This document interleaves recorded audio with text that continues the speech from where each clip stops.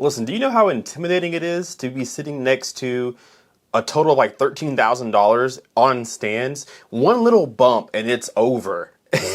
And one of these speakers I own and the other ones I don't. So we don't want to knock anything over. But man, we are getting super close to the overall head-to-head review between the Perlisten R5Ms and the Arendal 1528 Monitor 8. If you haven't been watching the channel, I've told you guys a while ago that I own the Monitor 8s from Arendal. I bought them myself, but I was wondering how do they compete with the R5M from Perlisten. Perlisten has sent me out a pair of these, plus their stands, which they're not sitting on right now, but they sent me their stands and the monitors to put head-to-head against the Monitor 8s. Because a lot of you guys want to know what the better speaker is, and quite frankly, so do I. So that review is coming soon. First thing I want to do is just compare the physics of them, the driver size, the driver material, the kind of cabinet. Obviously, we'll talk about the size difference. I want to talk about that. My next video after this will be the review of the R5M, and then after that review will be the head-to-head of these two speakers. Not the brands themselves, but these two speakers here. So let's talk about the elephant in the room. It's this elephant right here. This is a huge monitor, and you will probably never see a bigger monitor in your life. I don't think anybody's going to make a monitor bigger than this, or you might as well just call it a floor standing speaker. This stands about 32 inches tall on its own, 31.8 inches. This is a little over 21 inches tall, so big size difference. And quite frankly, I'm honestly a tower speaker kind of guy. So I really favor the size of the Monitor 8 over the R5M monitor from Perlisten. The size of it just says, here I am, let's go, I'm ready. Not that this speaker can't do what this speaker does, we'll get to that in the review, but the sheer size of this is beautiful. Personally, I like the way this speaker looks more than I like the speaker by a lot. Let's talk about the looks now. We got the size out of the way. This speaker is just simply ugly. It's plain and simple. It's no way to put it. I don't like the way it looks. It's really ugly, but that's subjective. And when it comes to audio, looks may be secondary. The way it sounds is primary. So I'm gonna get past the looks, but personally, when I put these in my room after taking these out, it was like, what are we doing? They just look commanding. And if you like that kind of look in your theater, you're going to like the way these look in your theater. If you're somebody who hides speakers away or needs a little more space back in their room, but needs high quality sound that can still get loud, this will do it. But if you're going to have these showcased in the front of your room, if you're going to see these speakers, just know that more times than not, most people will think these are ugly. But that is neither here nor there. That is just my opinion. Now, there are grills that you can put on this speaker. You can cover the two drivers on this speaker if you want to. They're magnetic. There are no drivers or any kind of grill covers on this speaker at all. So this is the package that you get with the R5M from Perlisten. You can cover the grills if you like to. I think both look good. Both options look good on the Arendal Monitor 8. So if you cover them or not, I think it's a good looking speaker. Now let's talk about those drivers here. Yes, this is a much bigger cabinet because we have much bigger drivers inside. We have two 8-inch woofers in this. We have a 5-inch mid-range and a 1-inch tweeter. This has 6.5-inch drivers, and then you have two mid-range speakers here and then the tweeter. We'll talk about that design a little bit later. So you get a much bigger presentation with the Arendal Monitor 8s than you do the Perlisten. But check this out. Volume level, they're even. You're getting 114 dBs max out of the speaker. So you can crank these louder than what you're probably going to want to, which is super impressive for even this size. This is not a tower speaker. So to be able to get 114, 115 dBs in a room of good size is impressive. What's more impressive is this has a very similar SPL rating. This gets to about 113 decibels. SPL is what we call it. So this can get just as loud as this. This actually has a THX rating that they put on here. You can probably say the same for this. They just didn't pay for that badging, that branding. But both speakers get over 110 dBs in room in their respective rooms. If you go too big, obviously you won't reach it. But in their right-sized room, you will get that kind of SPL, which is incredible, more so because of this one being so much smaller than this one with smaller drivers. With that being said, this has the better sensitivity rating of 89 decibels versus about 84, 85 dB sensitivity. So this will be a more easier speaker to drive. They are both 4 ohm speakers. I highly recommend, and I think it might be crazy to try to power either of these with an AV receiver. Not that modern day AV receivers can't power this one per se, or maybe even this one, but to spend this kind of money, you're gonna wanna put a very good amplifier to it. Buckeye amps. I use an OSD Nero X Max 11. It gives me over 300 watts to these speakers. So you're gonna want a good amplifier to pair with your good speakers. It just makes sense, but this will be the better speaker to drive. So if you are in a situation where right now all you have available is AV receiver power, this will be much easier to drive than this one by far. This one's rated about 100 to 250 watts max. This one will ask up to 700 watts if you can give it. So not only is this the least sensitive speaker, the least efficient speaker, this is also the most power hungry.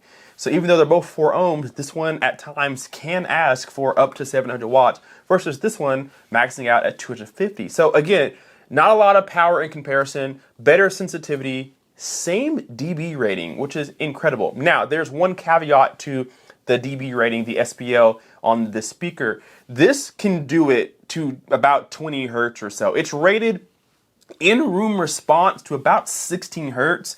I can 100% attest to that. If you haven't watched my videos, this speaker can get under 20 hertz easily in my room, and it's audible. You can hear it, you can feel it, everything, and it does it with ease. I get closer to, I think, maybe 10 hertz or under with this speaker in my room because of my room. So you can do that at a very loud volume. This, however, can't play anywhere near as low as this. This is rated to more of like 35, 36, 37 hertz in-room response. Maybe even better depending on your situation, smaller room, boundary gain, things like that. You may get a little bit lower than 37 hertz, but that's what it's rated to on paper. So its SPL can't be reached at that lower frequency. It can do about 114 dBs, up to about 100 hertz or so. Anything lower than that, then you may run into compression or things like that, or maybe just simply harming the speaker distortion. Too much heat could burn some coils. You never know. But this is rated to do 114, 113 dBs down to 100 hertz. This one does 114 dBs just ding near to 20 hertz. So this one will give you more SPL at lower octaves, at lower frequencies than this one will. So you kind of pick what you like. Me personally, I love the fact that this speaker can dig under 20 hertz in my room. However, it's not usable for me because it actually doesn't play well with my subs.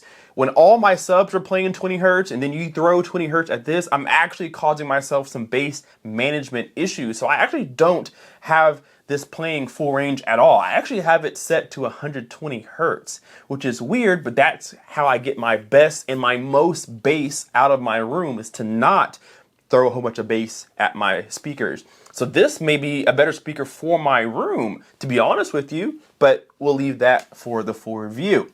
Now, I'm gonna somehow try to turn these speakers around so you can, this one will be simple. This one doesn't weigh much, right? I think this weighs a little bit over 30 pounds, so it's not hard to turn around, but this guy weighs 104 pounds. So let me turn off the camera and flip these around so we can talk about the hardware on the back. So here's the back side of the Monitor 8 and the R5M from Perlisten, Arendal. On my right, your left. And the hardware is pretty much what you expect, but we have a little bit of configuration on the back side of the Arendal Monitor 8. So you have a 5-way binding post here, and then you have jumper cables if you don't want to buy wire or buy amp. And then down here you have some attenuators. You can change kind of the characteristics of the high frequencies and the low frequencies. You can raise or lower them about 2 dB or leave them in the neutral state.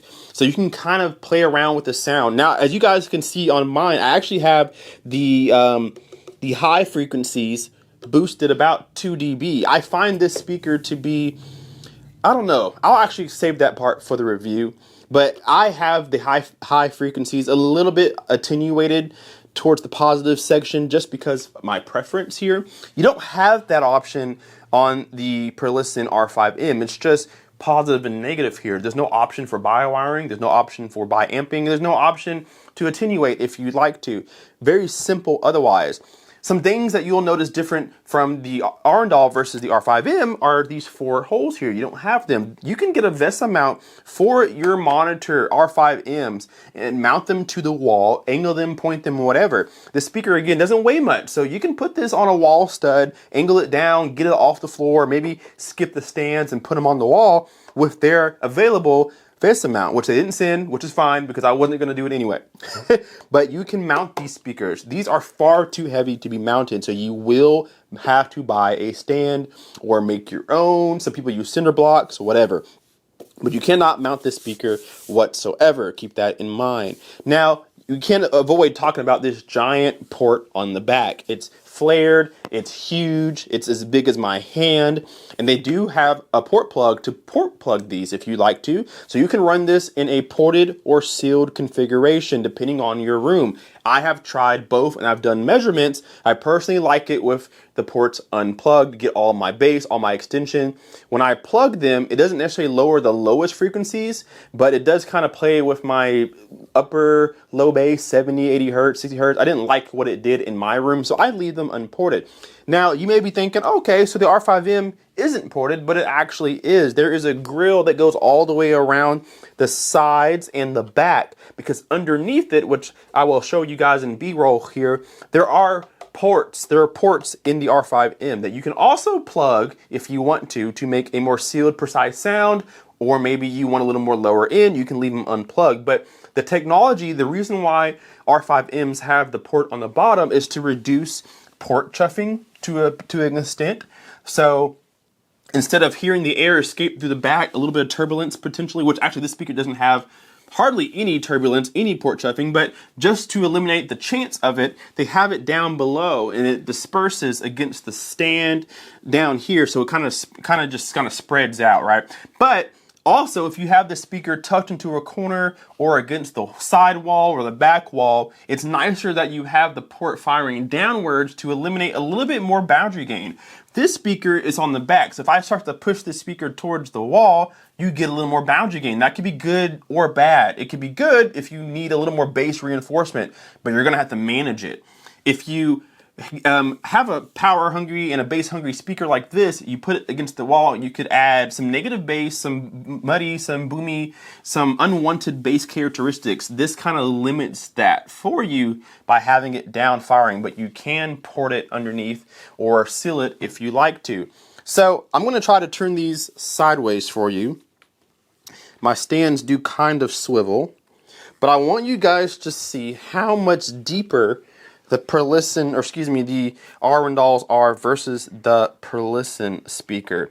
It is it's just massive. Not only is it plus 10 inches taller, it's deeper as well. The monitor is slightly wider than the R5M, but the sheer size of this speaker is, I hope you guys can finally tell how big this speaker is. I mean, here's my waist standing against, here we go. I mean, I can hide my entire body, shoulder width, behind the Arendal monitor 8. So this is not a small speaker whatsoever, and that may not be good for you. You may not need something this size or have the space for it. I surely as heck don't have the space for it, but I bought it anyway.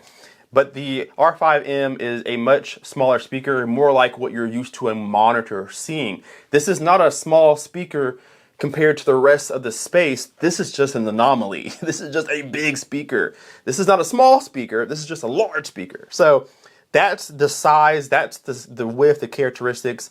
I guess the last thing that I will do for you guys before we end this video is I'm going to talk to you about the materials. I'm going to talk to you about the cone material and the tweeter setup, the mid-range design versus the Arendals here. I'm going to try to not knock these things over as I turn them.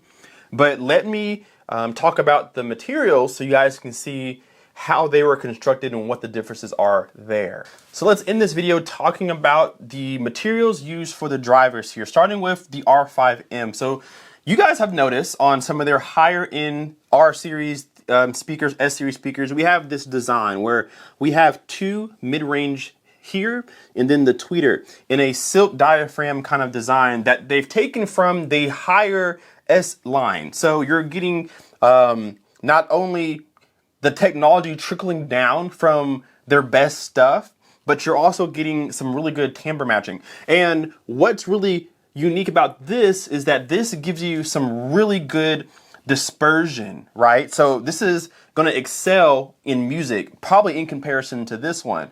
So if you are a music lover, which I am, I'm not just home theater, I'm a music lover. These speakers right here are made to give you a very wide, broad, tall sound stage while making sure that the voices stay focused, they stay where they're supposed to be, they're center, they're front, incredible stereo imaging, while allowing like the instruments and ambient effects or whatever you're listening kind of develop you around the room, which I will say now that these do very well. These perform way taller, wider, broader than they look. And a lot of it's helped by this. I want to tell you one thing about this, but I want to save it in the review. But when I first turned these speakers on, all that I could focus on was this section here. There is so much treble, upper, how do I want to say this? It almost sounded like there was an imbalance issue where the ratio from bass to treble just seemed off. There was so much treble higher in register compared to bass that it was almost off-putting at first.